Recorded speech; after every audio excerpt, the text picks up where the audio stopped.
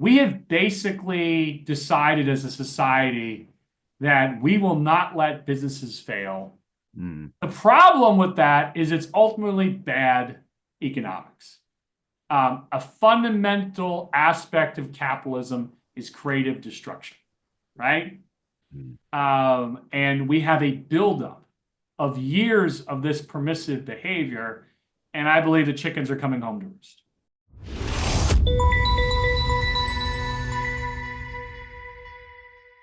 Welcome to this first episode of my brand new podcast series, Real Estate Market Watch, Current Events Through a Real Estate Lens. I am Adam Gower, founder of GowerCrowd.com. We are living through a shifting economic order, rising geopolitical risk, capital on edge, and it is changing the way that we view the world of real estate investing.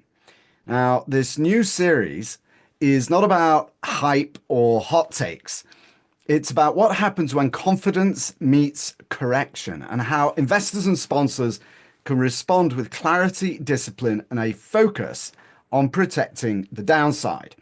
Each episode, I will talk to economists, academics, seasoned real estate professionals, and market leaders to break down what is actually going on without the noise and without the spin, specifically through the lens of real estate investing. And the objective of these conversations is to give you a deep understanding of what's going on in the world as it directly relates to commercial real estate industry so that you can make better informed investment decisions. Now, my guest today is Jon Winick. Jon is CEO of Clark Street Capital, where he's been for 16 years. He started this company in 2008, right at the height of the great financial crisis. He is chairman emeritus and director of Summercore, one of the largest SBA lenders in the Midwest. He has owned and operated student housing portfolios. He ran marketing at Zions Bank, and he started his career at GE Capital in the early 2000s. Jon is extremely knowledgeable about the economy, about what's going on in the world, and about the implications for commercial real estate. Now, what I'll also be doing is creating articles and summarizing my conversations with my guests via my newsletter and also on LinkedIn. So if you've not already subscribed, please go to GowerCrowd.com, hit the subscribe button and sign up there. Subscribe's totally free. You can always unsubscribe. And this particular series is not going to be coming out on any kind of set schedule. I will be releasing every podcast as fast as I possibly can after recording because things are changing so quickly.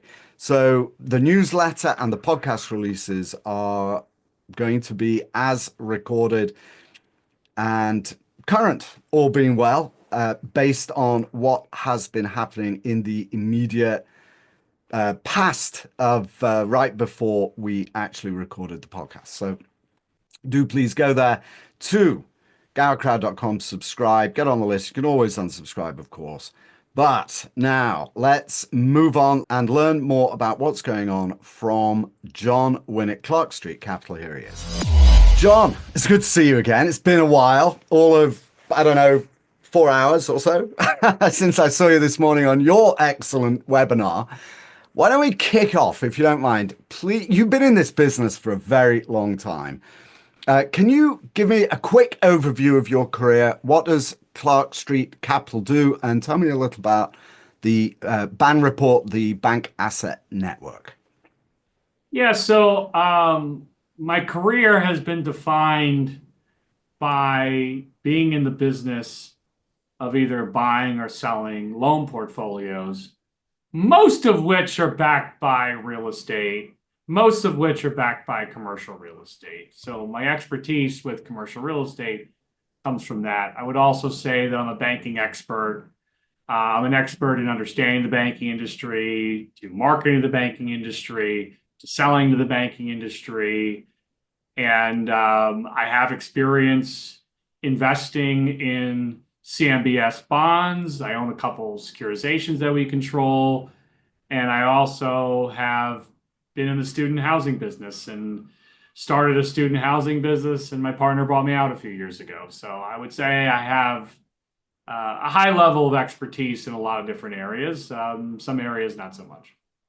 Fascinating. All right. Well, we'll get to that student loan experience or that student housing Student experience, housing. student housing, and what's going on with loan portfolios at banks at the moment. But first, let me start with probably the most important question that is floating around at the moment as follows.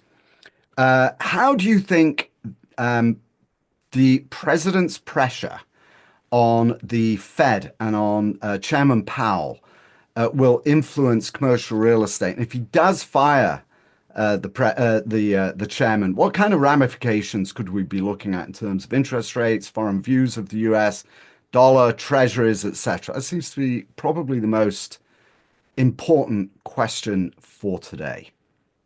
Well, first off, I think President Trump has tried to roll different countries, for example.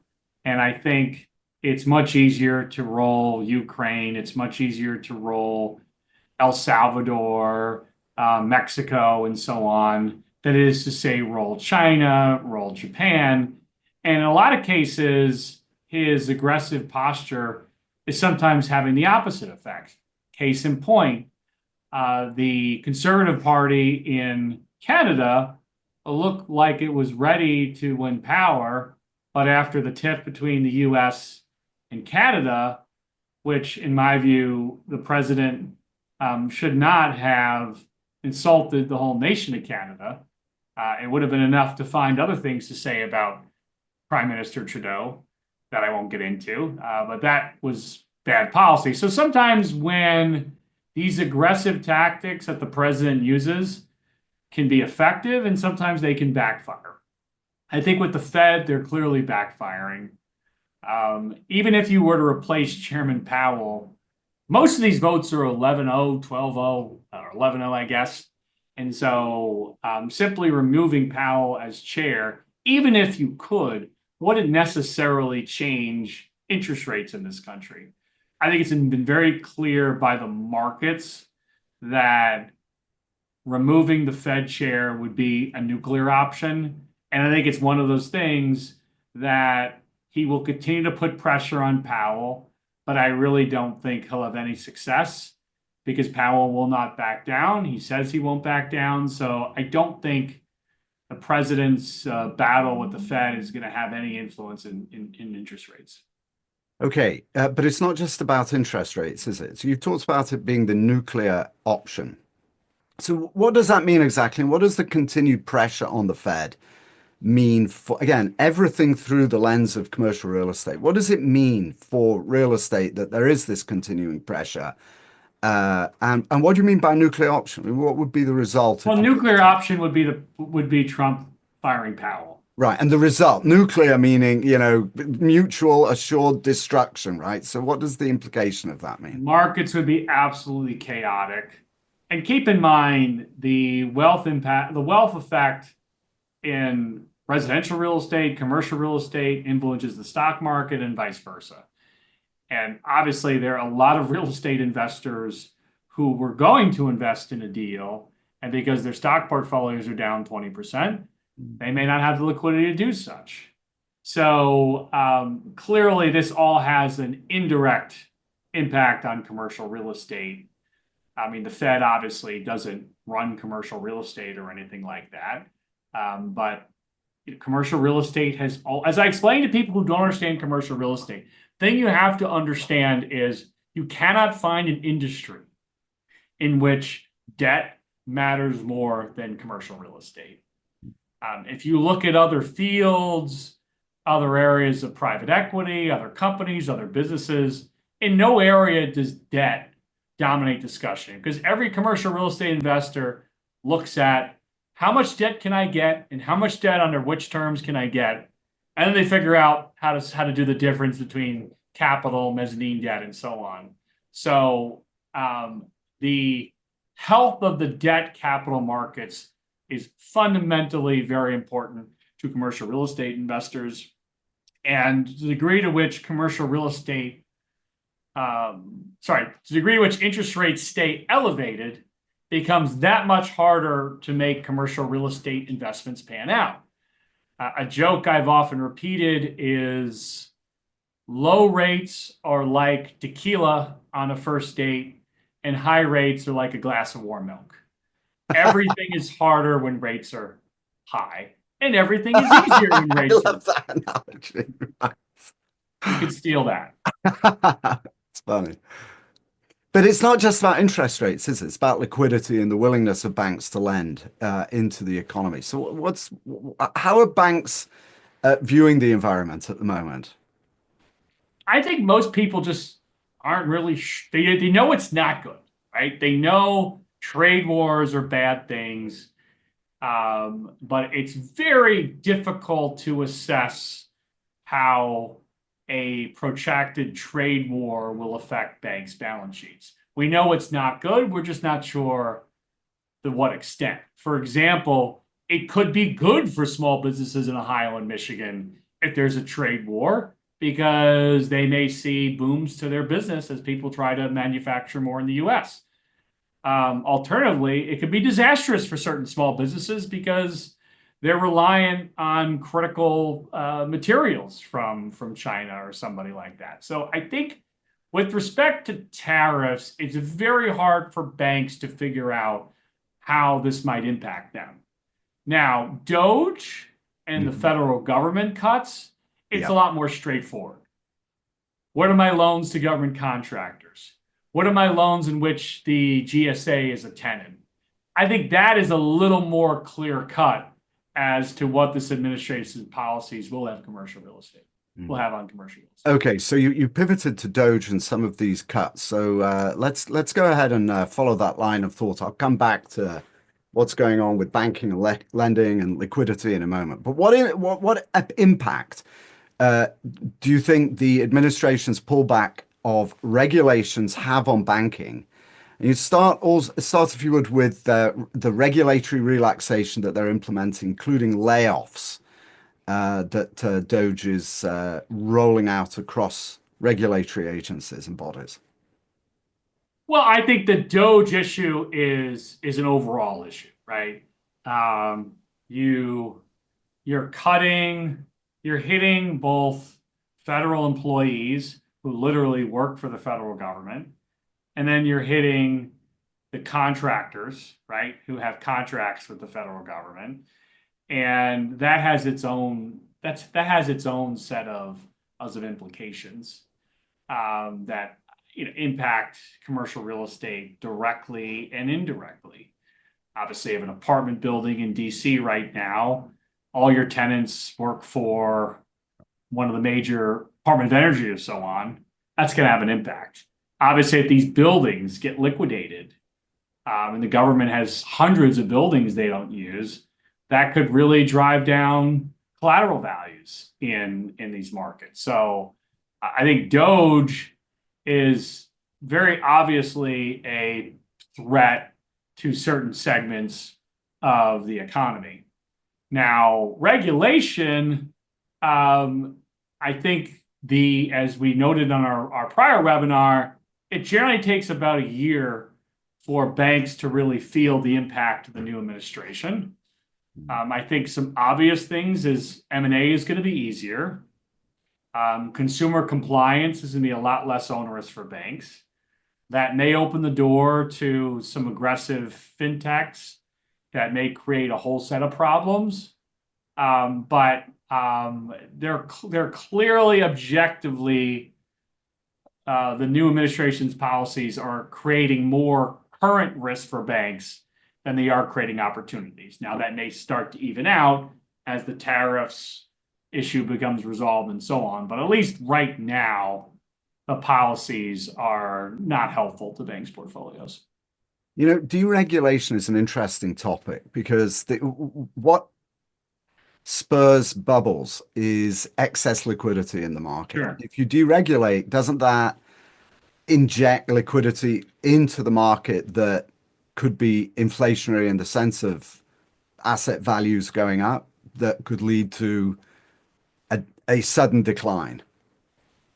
Yeah, I mean, deregulation, I mean, I'll give you my philosophy as it relates to consumer deregulation. If you look at Dodd-Frank and its impact on consumer lending, you cannot argue that it has dramatically reduced the number of consumer lenders. So Tell me regulation, first, what was Dodd-Frank? Just explain that for some people. Dodd-Frank was basically Washington's post-financial crisis response to banks and lending. And one of the unintended consequences Mhm. is a whole lot of banks got out of consumer lending. They got out of mortgages, they got out of other areas. So one way to look at regulation is if you have too much regulation, then you're going to drive up the costs and limit the number of players that lend in a space that's become regulated. Alternatively, if you have lax regulation and it's the wild, wild west, that's going to create problems as some irresponsible actors steal market share and potentially create asset bubbles. So it's very complicated. My personal view is we need effective, smart regulation. I tend to lean more to less regulation than more, but especially in the consumer field. I believe the best defense to the consumer or commercial borrower is competition. And the more people, the more options a borrower has, the less likely an actor is going to take advantage of them. It's funny, I'm working on a portfolio of loans in Puerto Rico, Mhm. and Puerto Rico is a great test case. You have 3 banks in Puerto Rico. Puerto Rico has a similar population as the state of Iowa. Iowa has 246 banks. So, what do you think the credit available to small businesses and commercial real estate borrowers is in Puerto Rico? The average interest rate is substantially higher. There's far less options for borrowers. And quite frankly, many borrowers in Puerto Rico are unfinanceable. So I tend to lean with look, we don't want total chaos. We need to have smart, effective regulation, but we don't want so much regulation that you shrink the pool of potential lenders. So I was talking to a friend of mine who's chairman of a fairly major bank the other day, and he was telling me that he's seeing close to global financial crisis levels of defaults on consumer finance, credit Yeah. cards, auto mortgages. What are you seeing, and how does monitoring that signal what we should be looking for in commercial real estate to inform our investment decisions? Yeah, I think it's bigger than just the consumer. I would throw in small business borrowers and middle market borrowers as well, and, Mhm. and a lot of these private equity deals. I don't think the general public or the most sophisticated people at banking agencies understand, and I'm going to use this word, how much bullshit was out there post-COVID that artificially propped up, overvalued assets, borrowers, etc. It is my view that much of the post-COVID economy has been wrapped up in actual fraud or indirect fraud. And now we're seeing some of these loose practices unwind. Now, I do question some of what the administration is doing, but any president, even if it was Kamala Harris, even if it was a quote unquote normal Republican, was going to unwind some of the crazy post COVID practices.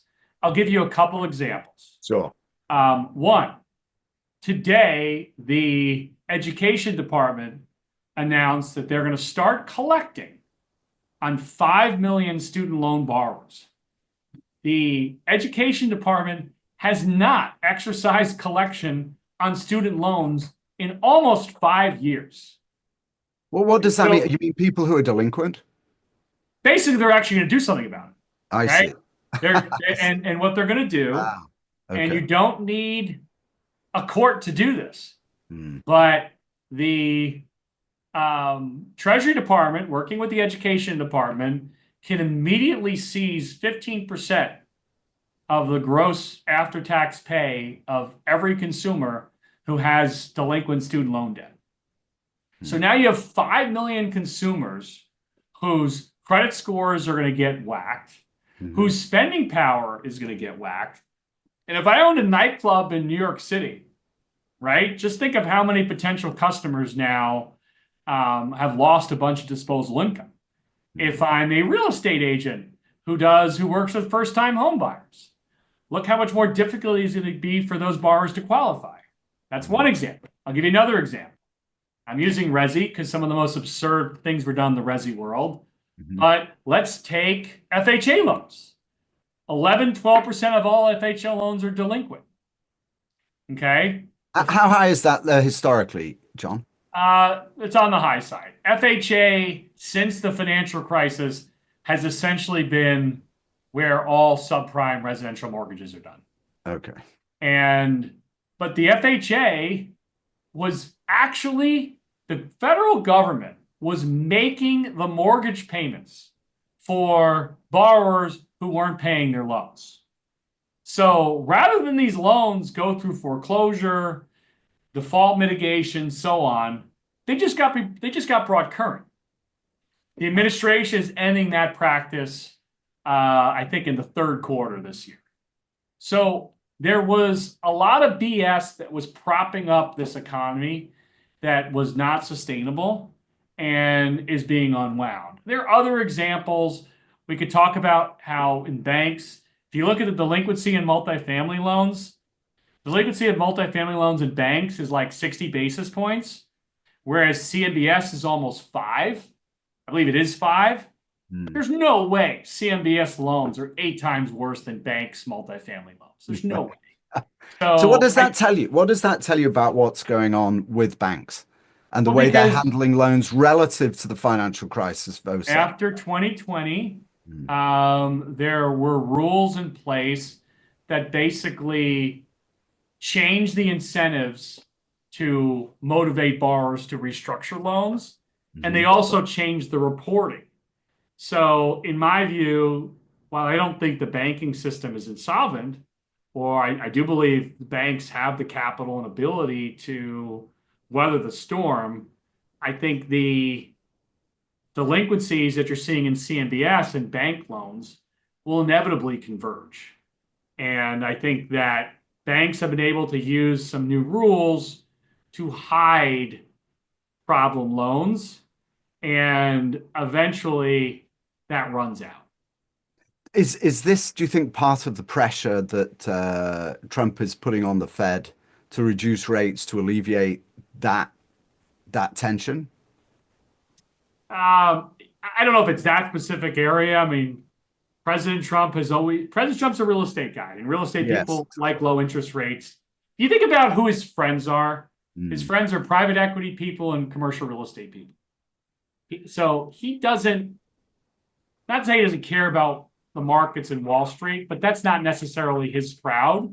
Hmm. So if his policies, this is a big if, if he's prescribing tough medicine that puts us in a recession, lowers asset prices by 20% across the board, Hmm.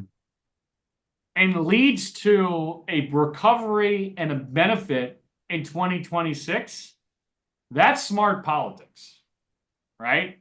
Now, I guess the big operative question is the prescription that he's giving the patient, is that going to work? Now, that's open to debate, but Is it the right medicine? Exactly. What are you seeing in terms of the maturity pipeline in CRE? You're at the maturity sharp edge of pipeline. that. Yeah. So um,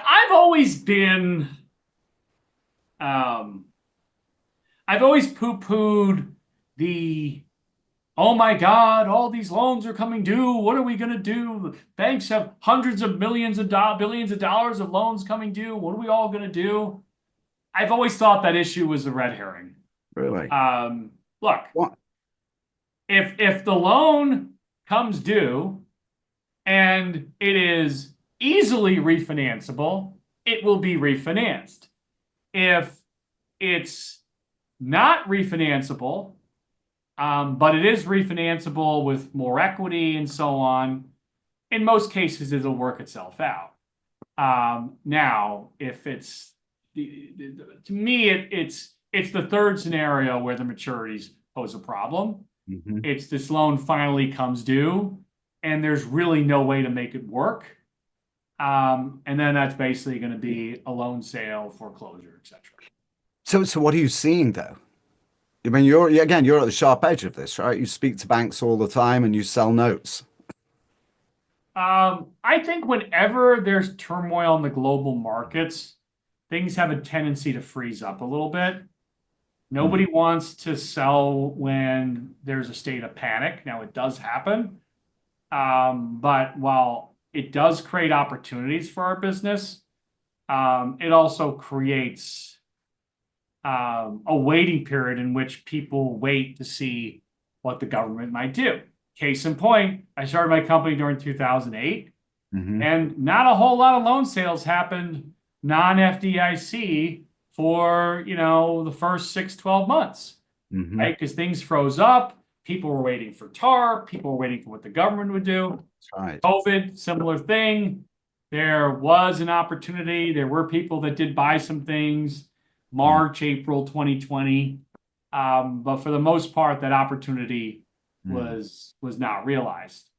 I believe that getting back to commercial borrowers is we have basically decided as a society that we will not let businesses fail. We are going to do everything we can to prop up every commercial real estate borrower, every small business borrower, and we're not going to let them fail.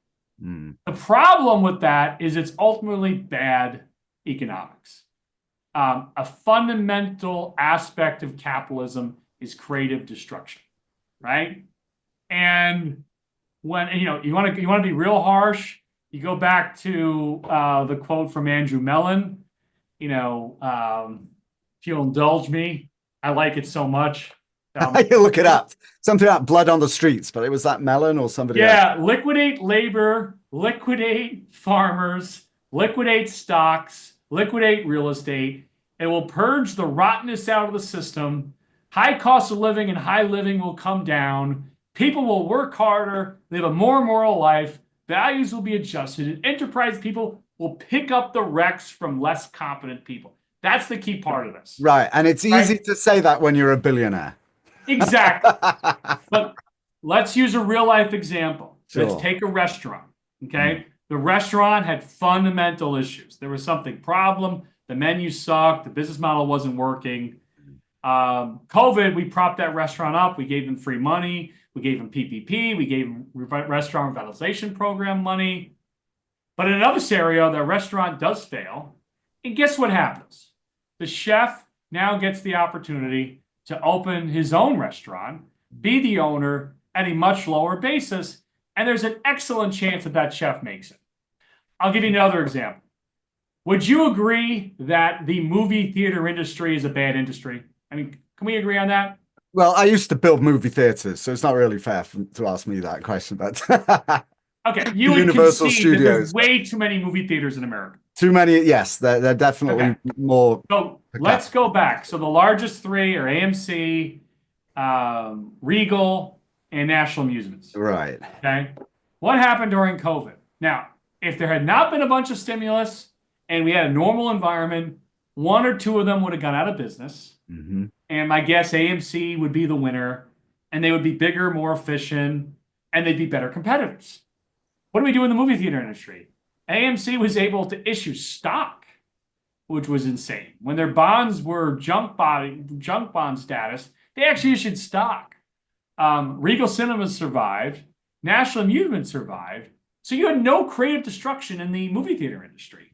That has consequences. It is much harder for those three companies to survive in a diminished movie theater industry if the other two were still there. And I think that's the issue is we have to allow the animalistic forces of capitalism to work. And we have a buildup of years of this permissive behavior. And I believe the chickens are coming home to roost. Got to flush it out. The question is, how severe will that flushing be? And to echo one of your questions again from this morning, not parroting them, of course, but this was on my list anyway. Do you think we're going to see a recession in 2025? What's your perspective on that? And again, through the lens of commercial real estate, or could it be a depression? I think we're already in a recession. I've always believed that you cannot come down from excessive stimulus, high inflation, and bring it down without a recession. Now, I'm sure there'll be an autopsy after the fact, and people will say the administration inherited a mess and it wasn't their fault. And there will be people who will say the administration inherited a growing economy and they imploded it. Nevertheless, I think it was inevitable that all this COVID bullshit was going to wear itself out. Rates are staying elevated, and it's going to have some negative consequences. So, unfortunately, the academic community has bought into this false hope that governments can continue to print money and continue to issue debt and still keep interest rates low. And that's why we got a balanced budget in the 90s, is the Clinton administration was worried about the bond market.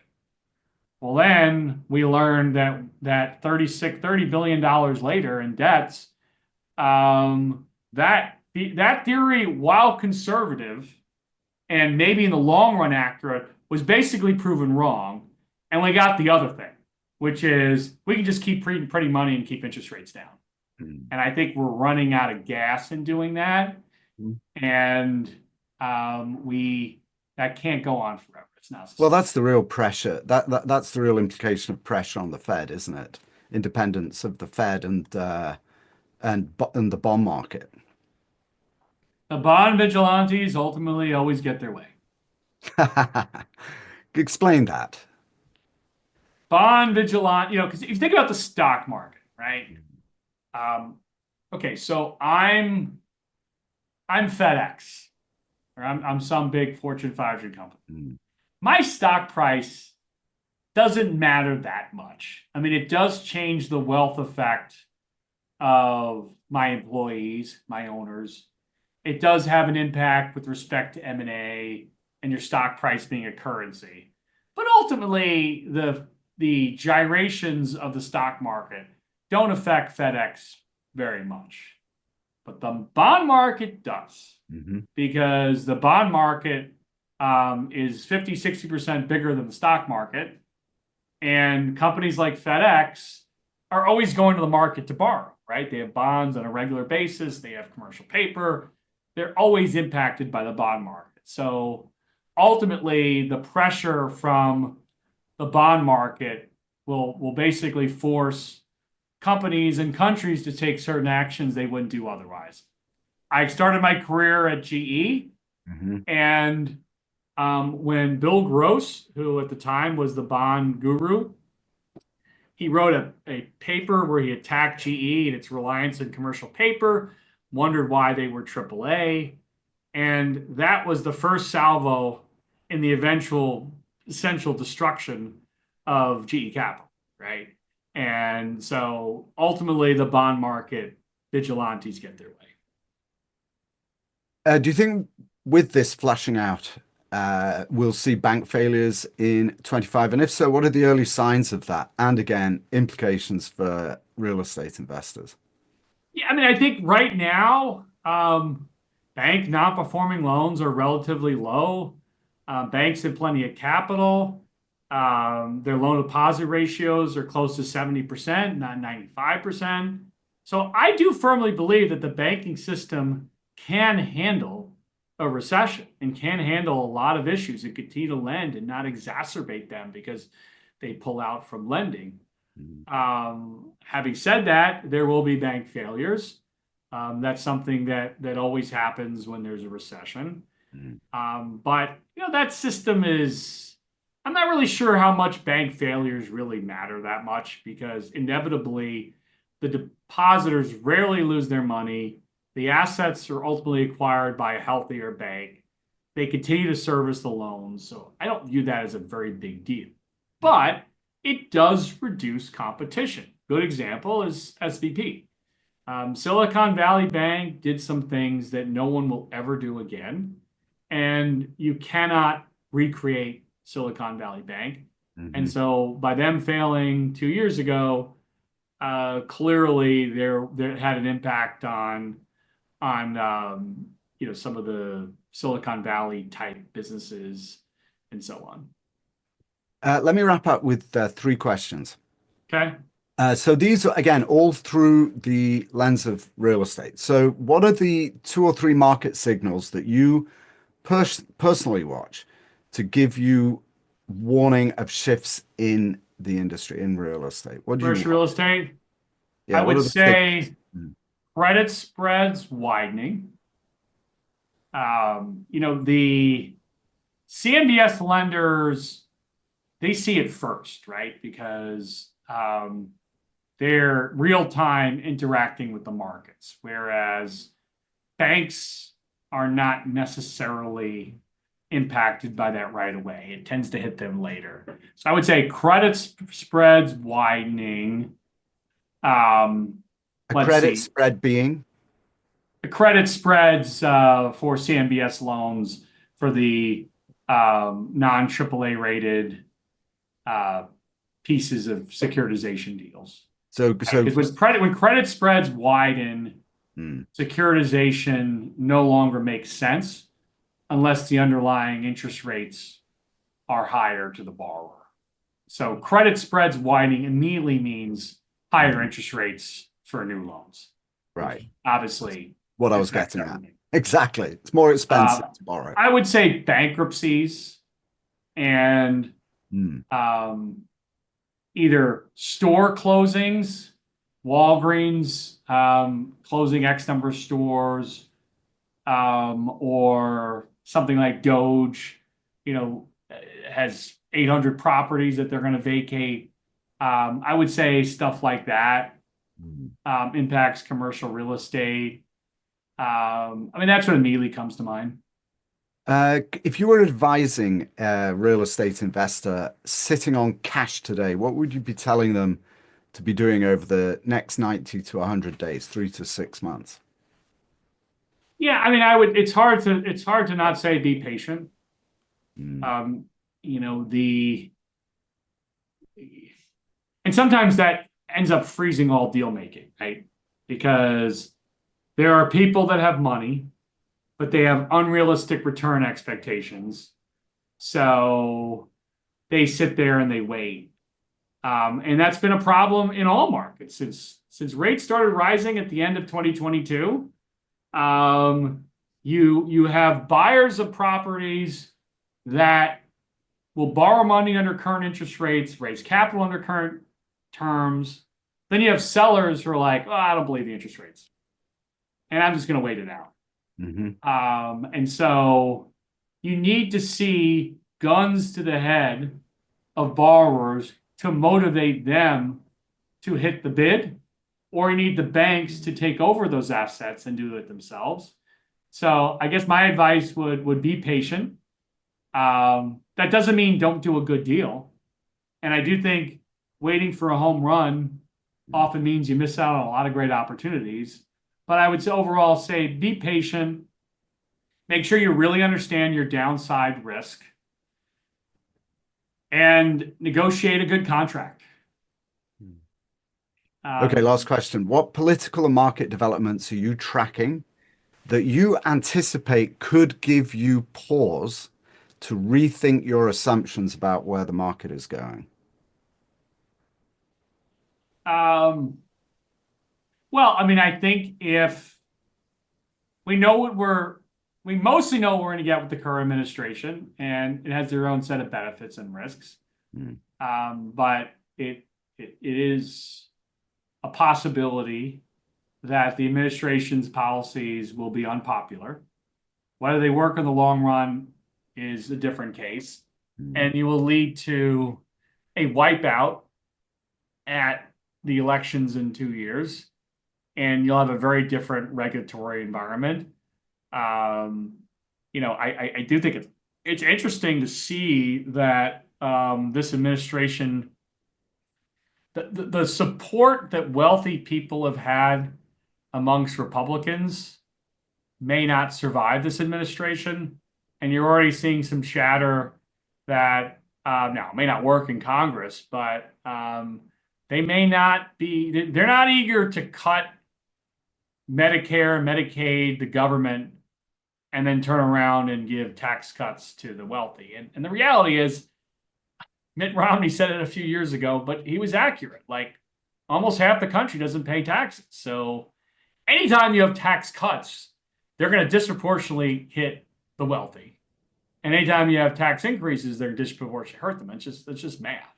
That's where the money is. So yes, I think that if the administration's policies are politically unpopular, you will get something very different, and that could be potentially very damaging to the economy.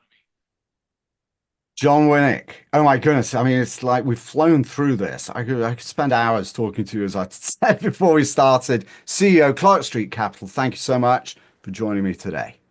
Absolutely. It's great. Have me on anytime. I always enjoy these. Thanks, Jon. All right, that was Jon Winick, CEO of Clark Street Capital. Jon, thanks so much for joining me today. Oh my goodness. I enjoyed our after podcast chat, actually. Thank you very much for that. And thank you also for recording the podcast with me. It is an interesting world that we are in, and we will definitely be what makes it, the markets actually really like volatility because all the traders make money whether anything is going up or down. And for commentators and those of us trying to analyze what's going on, actually a little bit of unpredictability does make for interesting conversation. I've got no doubt that within the next few, even days, but certainly weeks and months, there'll be plenty will have changed. And maybe you and I can revisit and have a chat about what limited predictions we put in place today to see what's going on. Thank you also, dear viewers and listeners, for joining me today. I hope you did derive some tangible and actionable insights from today's conversation. That is my goal, to discover the signals to be watching for as you make your decisions about what to invest in, whether or not to invest at all at the time. For the time being, that is the goal. But do feel free to reach out to me if you have any questions or if you would like me to interview anyone in particular. I'd be more than happy to be responsive. And if you've not already done so, gowercrowd.com, go ahead and subscribe to the newsletter. And for sure, connect with me on LinkedIn. I'm going to be talking about these topics and reporting on the conversations that I've been having extensively via the newsletter and also on LinkedIn. So all of that is absolutely free. gowercrowd.com. And well, that's it for this inaugural episode of the new series Real Estate Market Watch, current events through a real estate lens. I hope you enjoyed it. Stay tuned. I'll see you next time. For now, it's Adam Gower signing off.